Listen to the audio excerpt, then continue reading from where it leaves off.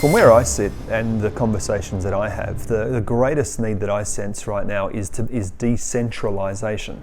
Years of church ministry has been centered around the pulpit, and it really has not got us near the target. And so, interestingly enough, when we look in the Old Testament, we see the temple as being stuck in a geographical location where people have to jump through religious hoops in order to get access to the presence of God. I've been a pastor for over 23 years now, and I've got to be honest with myself. All too often, I have developed a religious system that has drawn people to a geographical location to jump through some religious hoops in order to gain access to the presence of God. So we held that mirror up to ourselves.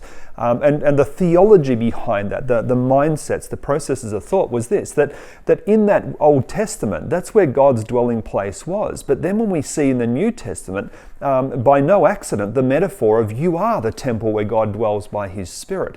In essence, the genie got let out of the bottle. The Spirit of God placed in the hearts of people, and now we have the first truly viral movement upon the earth. So what's the need? The need is to scatter the people of God into the cracks and crevices of society. They need to be decentralized once again. And historically we can see that when God has truly moved upon the earth in powerful ways that has shifted generations, it has been because the body of Christ has been scattered, not because it's gathered around a particularly well-spoken speaker or a particular program or things or events, but purely it's been because they've been scattered into the communities. The church in Jerusalem was scattered. The Protestant Reformation was a scattered movement. You look at the church in China, what is it? It's scattered.